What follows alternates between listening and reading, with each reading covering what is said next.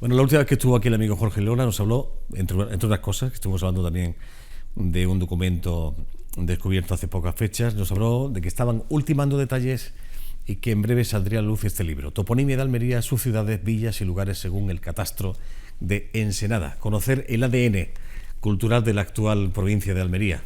Han colaborado, es una obra colectiva, hay varias personas. Él la ha coordinado, evidentemente, pero sí que hay diferentes nombres que han llevado a cabo este trabajo, que me da la impresión que es un trabajo considerable. Bienvenido, buenas tardes, Jorge. Hola, buenas tardes.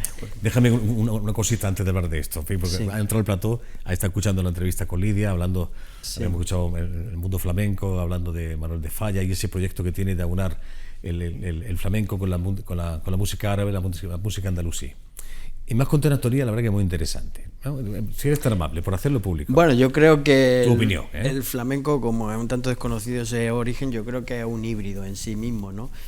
Porque si vemos el pueblo gitano, si vemos de dónde vienen esos gitanos y en otros lugares donde hay gitanos, no hay flamenco.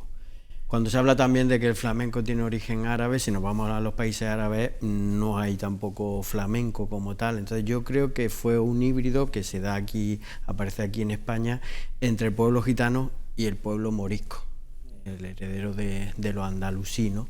Entonces por eso aparece como un elemento único con elementos del pueblo gitano y del pueblo también andalusí, ¿no?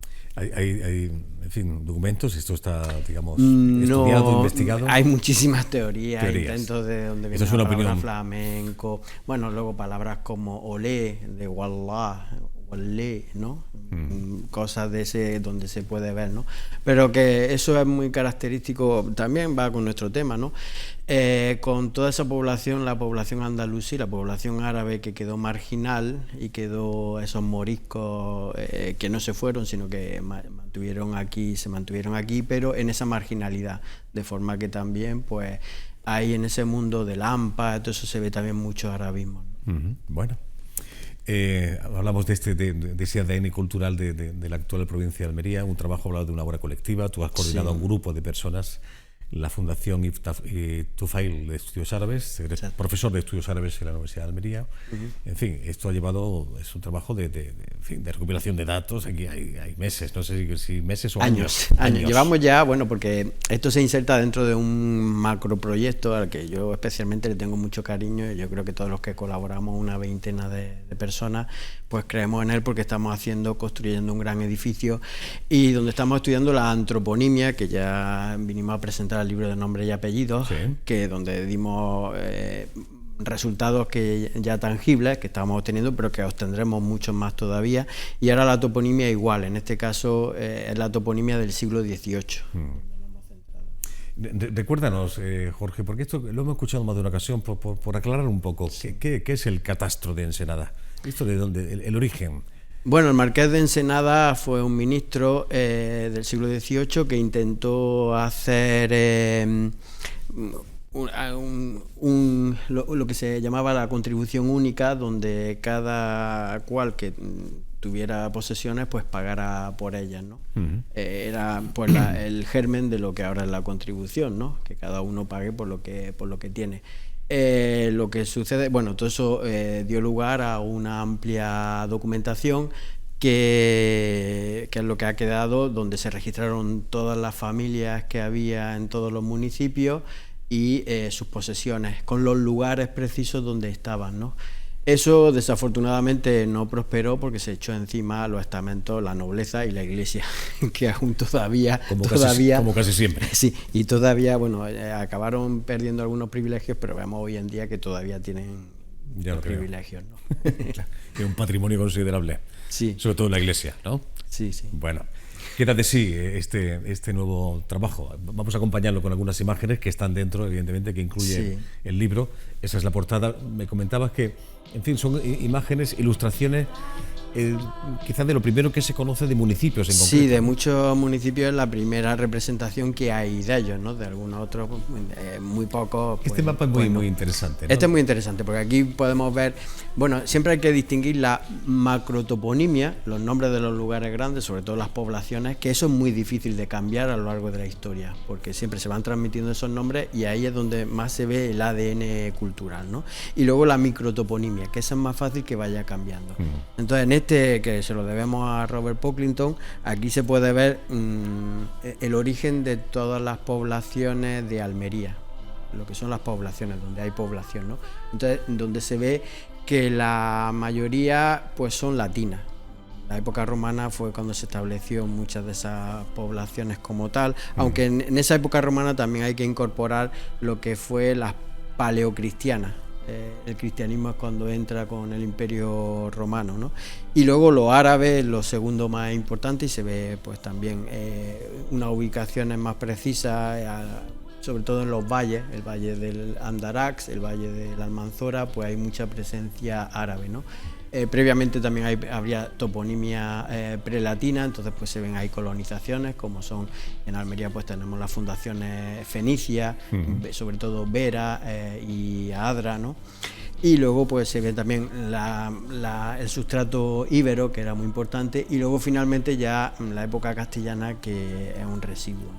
Estamos hablando de 19.139 topónimos, ¿no? Sí. Repartidos en los 89 municipios en los que se distribuía entonces la actual provincia de Almería. Sí, ahí ya vamos a la microtoponimia, a esos topónimos pequeñitos que ahí sí han cambiado, entonces pues ahora la mayoría de esos topónimos son castellanos. Lo que sucede ahí sí, por ejemplo, la árabe sobrepasa a la latina. La latina quedan restos de un 3,3% y en cambio de la árabe un 4,4%. Sí, ¿no?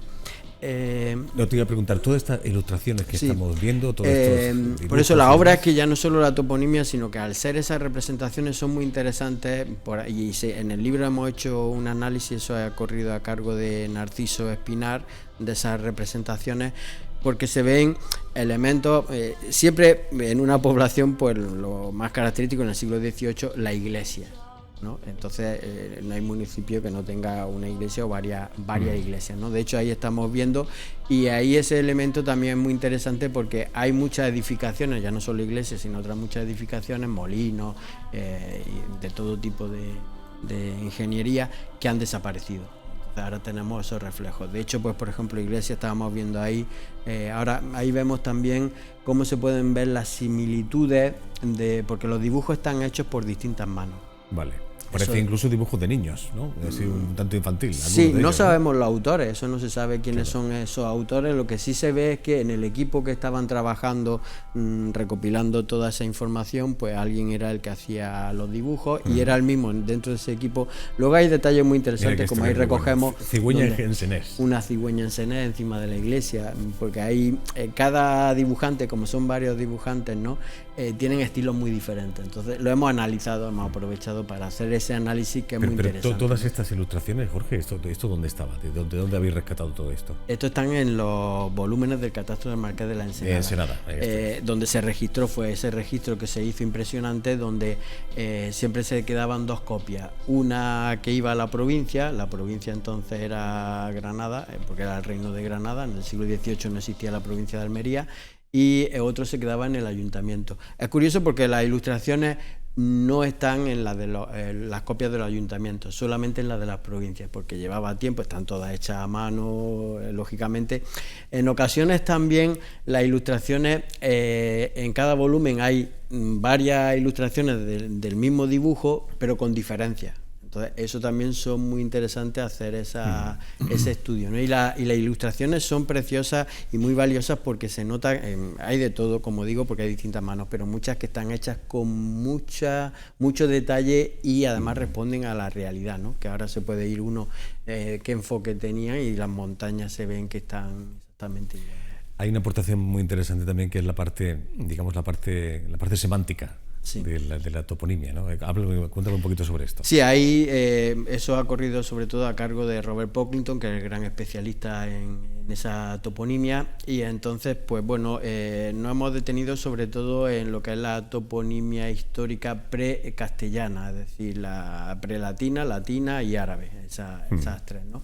Entonces, bueno, también hemos visto, es muy interesante ver a qué responden los nombres, ¿no? Pues evidentemente la antroponimia es uno de los elementos más importantes, es decir, quién era el poseedor de un terreno, y entonces eso igual que ahora, históricamente siempre ha sido y ha dado lugar incluso en la misma toponimia, macrotoponimia, pues es un elemento fundamental tanto en la época árabe como en la época también latina. Pero luego lo curioso es que, bueno, el segundo elemento es sobre todo depresión en el terreno, porque Almería, que luego el elemento cuarto también es lo contrario, ¿no? Elevaciones.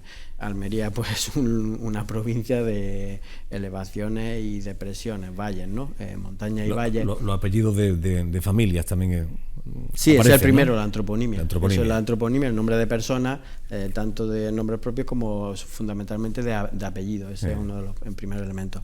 Y luego, elemento también muy importante, el tercero, numéricamente, es el agua. Que en una provincia como Almería, bueno, el agua siempre es importante en toda la toponimia, pero más en Almería por el déficit que tienen, ¿no? Entonces, pues muchos nombres de acequia, todo ese aprovechamiento de aljibe y demás, ¿no? Y luego un elemento también muy importante, el quinto, que da mucho juego, es el tema del arbolado. Arbolado que en muchas ocasiones, pues ese arbolado pues se ha mantenido, otra vez ha desaparecido. Bosques que han desaparecido, eso ya lo estudiaron los hermanos García, donde vieron que la minería del siglo XIX pues destruyó bastante de los bosques, ¿no? Bueno, interesante, ya lo creo. ¿Ha habido algún nombre que desde aquel catastro de Ensenada hasta nuestros días haya cambiado su denominación? ¿Ha habido algún cambio? Sí, hay muchos que han desaparecido. Que incluso desaparecido, pero alguno que haya cambiado en su pronunciación o en alguna palabra. Bueno, eso en este libro no lo hacemos esa parte todavía, porque eso lo hacemos las encuestas orales, irán posteriormente, cuando tengamos ya la toponimia del 16, que es donde completamos, ¿no? Lo que sí aquí se ve, pues mucha toponimia que ha desaparecido, que ya en el siglo XVIII estaba y ya no está. Es otro elemento que también a mí lo que me interesa mucho también en lo árabe, ver cómo ha podido haber traducciones, y de hecho pues da la sensación de que con mucha frecuencia hay traducciones sobre todo del árabe al castellano, que claro. Es donde en esa traducción se transforma la forma de sí, y algunas han desaparecido, ¿no? Pues, por ejemplo, pongo algún ejemplo concreto. En Oanes está el pago de los baños, eso ya no existe ahora, pero esos baños pues sería el hammam, y de hecho pues estaba junto a la acequia común, que siempre en cada población pues había esa acequia común, que luego hubo un molino, el molino de en medio, ¿no? Entonces, bueno, muchos de esos también, otros da la sensación cuando se dice entre las acequias en habla, o otro también entre los dos montes en Albox, todo eso da la sensación de que es una traducción del árabe donde existe el dual, ¿no? Que se puede hablar de dos, ¿no? Bueno, 464 páginas, como digo, una obra colectiva, y varias personas. Entonces, como por curiosidad, ¿cómo se reparte el trabajo cuando se afronta investigar esto? Bueno, ha sido cada uno, nos hemos ocupado de un municipio. Vale. Evidentemente, además, porque el catastro marca de la Ensenada está de ese modo ordenado por municipios. Entonces, municipios que no coincidían con la actualidad, porque había 89, de esos 89 algunos se han digregado y otros se han unificado, ¿no? Entonces, bueno, en la fase ahora que vamos también, siempre la unidad que utilizamos es ese municipio, que ahora también vamos a hacerlo por partes, porque hay una organización que ha cambiado, ¿no? En el 16 estaban las TA, por ejemplo, en toda la zona de la Alpujarra, que todo eso pues ha desaparecido. Claro. Bueno, pues enhorabuena a todos los que habéis participado, coordinado por Jorge Lirona, Almería va a ser o es ya la primera provincia que ha dado este paso, ¿no? Sí, porque nosotros no nos cultural, hemos planteado, nos sorprende siempre que no se haya hecho de este modo, porque siempre podemos hacer estudios, si lo hacemos sistemáticamente, como lo estamos haciendo, ¿no? Vaciamos un repertorio como ha sido el repertorio del catastro del Marqués de la Ensenada, que lo tienen otras muchas provincias, pero ninguna se ha preocupado en hacerlo y en analizar esos datos estadísticamente, ¿no? Luego también tenemos la toponimia actual, que es nuestro referente, la actual, la del 18 y la del 16.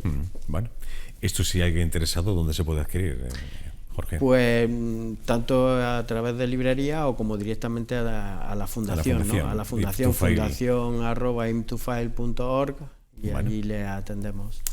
Pues enhorabuena a todos y a ti en particular por la coordinación y por tu aportación a la causa. Pues muchísimas gracias. Gracias, Jorge. Se la transmito a los compañeros. Hasta la próxima.